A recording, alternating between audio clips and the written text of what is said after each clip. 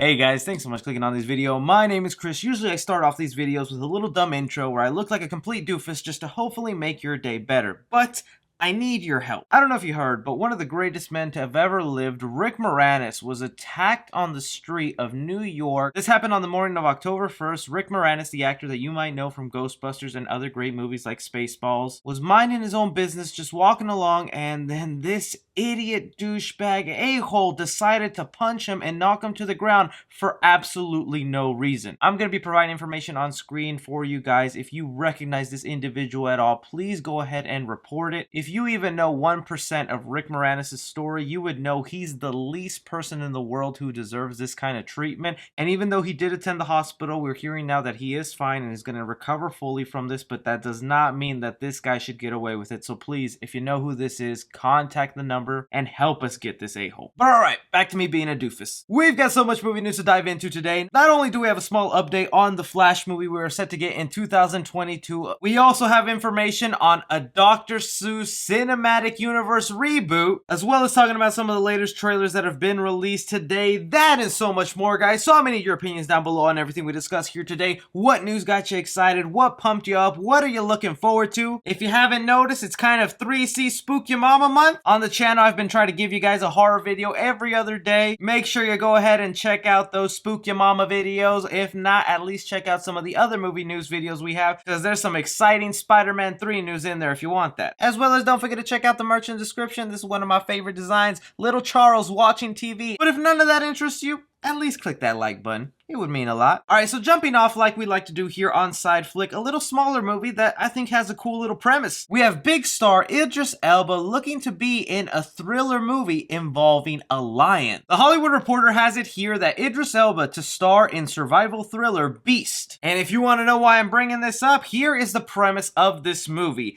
While the story details are being kept hidden in the savannah, it is described as being tonally similar to The Shallows. The survival thriller features Blake Lively as a surfer stalked by sharks. Beast, however, features a lion as the predatory antagonist. I love these kinds of movies where it's just a regular person versus some beast out there in the wild. They're comparing it here to The Shallows with the movie Blake Lively against the shark. Okay, that movie was fine, but the one I want to compare it to is something like Crawl, where we had a woman against a gigantic alligator or crocodile. Still don't know which one it was. And now star Idris Elba fighting against a lion. That's a movie I love to see right there, because a lion is a terrifying creature, and I'm wondering what kind of scenario is Idris Elba going to be where he's going to face off against a lion. We're all thinking it's going to take place maybe in the desert, in the jungle. I would love it if a lion was somewhere unexpected, like a city, in your house, in an office building. Somehow it got there. They can explain it. But with movies like this with a simple premise, they could go a long way or they could fail miserably. We've seen it done before. Even though Anaconda for me is a guilty pleasure, the following sequels to that franchise have shown you that you can't always have success with these films. But you guys out there, you hear about Idris Elba getting ready to face off a lion. Is this a thriller that you would be interested in? Jumping into another segment that we started doing here on Side Flick, and that is called Trailer Trash, where we take a look at the latest trailers that have been released in the past couple of days and determine whether they're treasure or trash, because as you guys know, one man's trash is another man's treasure. Jumping off with the first trailer that was released the last couple of days is the sequel to Borat. Now, this has been a big surprise. This film was done in secrecy. We had no idea it was coming, and now that we know, we've gotten some posters that are pretty funny, telling you to wear a mask, as you should, but also that the fact that we're getting this sequel this month, October 23rd, on Amazon Prime, basically free for subscribers. And with this trailer, yeah, it looks to be about the same stuff. I'm gonna give it a treasure. It has that Borat feel to it. Some of the jokes, especially the daddy, daughter, baby joke in this trailer, got me laughing. I'm looking forward to it. From there, we got the trailer of The Witches. Now, this is the remake to a popular movie that came out back in the day. It stars Anne Hathaway as a witch. You also have Octavia Spencer in there. And even though this is like a kid-friendly horror movie, I completely accept this into our lives. Not only is it directed by Robert Zemeckis, who gave me my favorite movie of all time, Back to the Future, but there is something fun and whimsical in this trailer that gets me interested, even if it's not going to be completely horror-filled. I am curious to see if there's going to be a great witch transformation like in the last movie, or if the sort of family-friendly vibe will just diminish my entertainment of the movie. But so far, I did like the trailer, and I'm gonna go ahead and give it a treasure. But the one I got the most requests, comments, DMs to bring onto SideFlick and talk about is the trailer for the movie Spell. Guys, if you have not seen this trailer, it's basically a horror movie in itself. Yeah, one could say that this is basically a Misery copycat, that Stephen King movie, but I think there's enough different elements here shown in the trailer that get me interested that I don't care if there's similar elements to Misery, basically a man trapped in a bed being held hostage when he can't move. There is this creepy voodoo aspect, and you guys know I'm wearing a dang Chucky shirt. Voodoo in movies have not been explored all that much, and I am loving the creepy voodoo here. There looks to be like a lot of twists and turns happening on. It is releasing October 30th on VOD. This was supposed to be a movie that hit theaters, but because of the pandemic, a lot of these movies are just going straight to VOD. But this is a for sure treasure to me. I mean, the one part of the trailer that got me is when a certain character takes off his glasses and you see,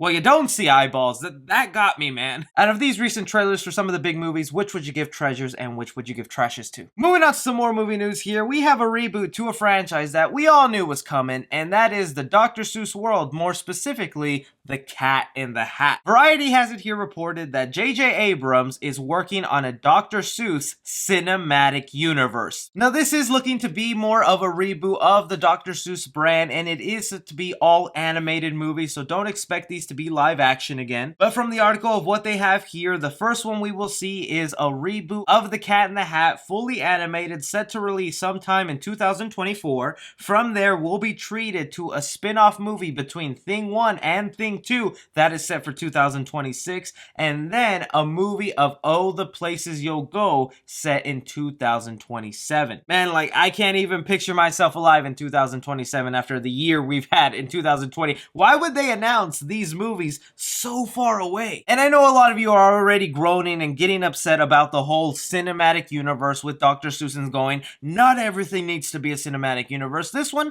don't sound that bad, because they had this specifically to say of how it'll all connect as a cinematic universe. They said the Seuss universe will be linked by style and theme rather than characters or storyline crossovers. So even though this is a Dr. Seuss cinematic universe and technically all these new animated Dr. Seuss movies will be in the same world, they're not really going to cross over Avengers style. They're not going to be having cameos with each other. Instead, they'll all just carry the same animated look and theme so that you know, oh, these films are connected. And I love that, okay? That's a cinematic universe I can get behind, because I agree with you guys. Not everything needs to be Avengers-style Marvel Cinematic Universe. Part of me is kind of upset, man, because as soon as I heard this news, I was just thinking to myself, so we're not getting Mike Myers' Cat in the Hat too? I was holding out hope. Give me that cinematic universe, Hollywood. Mike Myers' Cat in the Hat meeting Jim Carrey's The Grinch. Yo, we talked about Spider-Verse earlier in the week. Forget that. That will be the movie to beat out Spider-Verse and Endgame. How do you guys feel about a Dr. Seuss cinematic universe and these animated movies coming to the big screen? Racing off to our next story involves here a tragic loss for my family. Universal went ahead and let us know that the Fast and Furious movie that not only was already delayed an entire year, heck, it was the only smart movie that knew we were not going to have any movies in 2020 because they went from April to April of 2021. Well, now they've went ahead and informed us that they will be moving the movie again 2 more months to May of 2021. And who was this villainous culprit that made my family of Vin Diesel and racing cars move? James Bond. Right before we got this announcement that they went ahead and moved the Fast and Furious movie a couple of months, it was because the James Bond movie starring Daniel Craig entitled No Time to Die moved from its 2020 release date all the way to April of 2021, where it was just sitting right next to Fast and Furious, and that could not happen for this big blockbuster, so Fast and Furious was forced to move. How could you do me like this, James Bond? Is it because I'm not that big of a fan of your movies? I think you should rename your film to James Bond, No Time for Family. It makes sense why Fast and Furious did this. It is the last James Bond movie. Of course, it's gonna have a big soaring box office roar whenever people feel safe to go back to the theater and movie theaters are all fully open. And with right now theaters being open and people still not attending them, it only makes sense why they continue to delay the movie, hoping by April of next year, people will be regular moviegoers again. But it's just like I was telling you guys, too many big movies have moved to 2021 that it's just not leaving any room or spaces in between for these films to actually make money. Because now, not only was Godzilla vs. Kong going up against Black Widow, but now they also have to go up against Fast and Furious. I'm telling you, Godzilla vs. Kong is due for another delay, unfortunately. How do you guys feel about Fast and Furious getting delayed because of good old James Bond? But getting to a movie that I am beyond stoked for, that is The Flash, coming to us in 2022, starring Ezra Miller and is directed by Andy Muschietti. We had here a minor update on a returning character to this Flash film. Hollywood Reporter has it here that Billy Crudup is in talks to join The Flash. Now, if this character isn't all that familiar to you, he should be, because he popped up as the father of Barry Allen in the Justice League, showing that he's already in jail for the crime of Barry's mother, us comic book fans knowing that he's innocent. And okay, it might not seem like all that big a surprise, like of course they're gonna get that same actor and bring him back for the Flash movie since he showed up in Justice League, but this is kind of surprising because they're already saying that they're replacing one character who was supposed to be in Justice League that is not coming back for this Flash movie. Some of you guys don't know, but there was deleted scenes that we will finally see in the Zack Snyder cut on HBO Max of Justice League that Carissa Clemens was supposed to be Ezra Miller's Iris West and that he saved her from some sort of accident. We'll be seeing that footage in the Snyder cut come 2021, but we've already been told that they will recast the role of Iris West and it will not be by that same actress. And that kind of sucks, man, because if you're bringing back the dad, bring back this girl. She's talented, especially when the Snyder cut comes out. She's going to be looked at as the main Iris West for this Barry Allen. Maybe it's not that big of a deal, and whoever they cast will probably be just as awesome. But seeing this actor come back to portray the role kind of gives me some hope that they will bring that actress back. But really, the thing we all mostly care about is just seeing the awesome scenes between The Flash, Michael Keaton, how Ben Affleck's Batman is going to be involved in all of this. And it adds on to the list of multiverse movies that we're going to be getting in the coming years. The Flash, Doctor Strange 2, and now Spider-Man 3.